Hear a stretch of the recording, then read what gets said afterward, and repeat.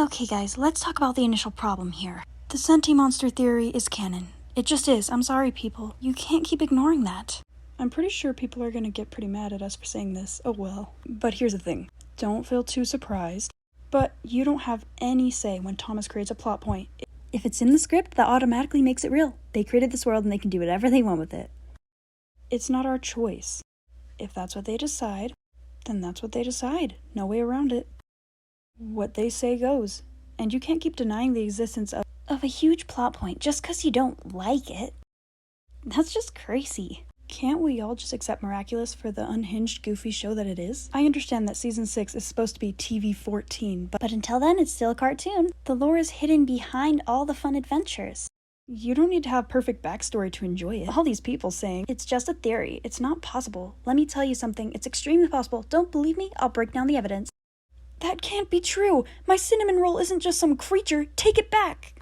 Before we begin, I want to explain something. It might make you less upset. The power of creation is extremely powerful. It virtually has no limits, so that means whatever your heart wants to create, it creates. If you were wearing a brooch and thinking of a giant lollipop monster, then yes, it will be a giant lollipop monster. But same goes for the opposite as well. If you're looking to create a real life form and you picture something specific like a human, the sentimonster will produce an almost identical result. Felix and Adrien aren't twins but identical.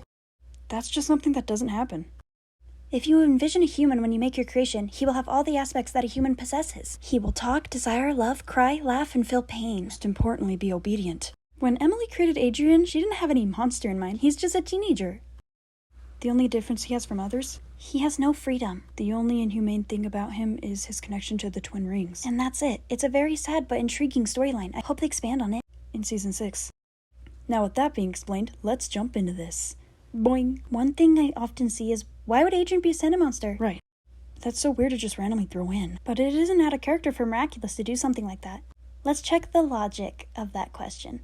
Adrien being a sentimonster wouldn't fit the plot. Well, actually, it wouldn't be the first time. As we know, Kagami and Felix are already sentimonsters. Really? How can you be sure? Can you give me some evidence? Well, the evidence is in plain sight. You just have to watch season 5. But I'll make it easier for you. Here's a clip. You have the Miraculous of the Peacock. Why don't you create a sentimonster to get us out of here? First of all, don't call them that. Felix seemed genuinely offended by the term sentimonster. A lot like how racist terms are received in our world. You're saying he took personal offense? Just listen to this next part. Refuse to create a being to manipulate them, control them, abuse them, and end up destroying them. When you bring a living being into this world, you have a responsibility towards them. Your duty is to protect them, love them. Felix talks about sentimonsters in a way no one else does. It really feels like he's talking about his own life experience. Are you talking about yourself? Even Kagami felt something was unusual. She knew right away that he was talking about his own life experience as a sentimonster. And I do indeed have every power I need to find my wife's ring, including the power to destroy your life. And now you know that I only need to snap my fingers to make you disappear from here.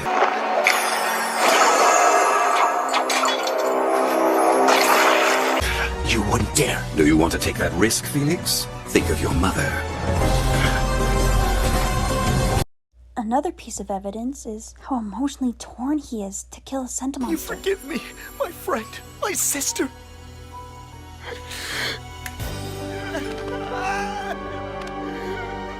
If he's human, why call another species his sister? It shows a deeper connection that he's one of them. Okay, but what about Kagami? Well, let's look into that evidence now. In the episode Feast, we learned that the holder consent if someone's a sentimonster. Kinda like how Felix reacted to meeting Kagami.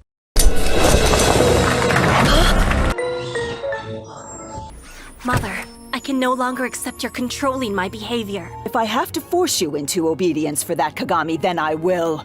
Notice how she exposes that she needs the ring to force her. But Felix does something interesting that he wouldn't do for some old normal ring. He does it to free her, like taking off handcuffs. The ring you gave your mother was a fake. This is the real one.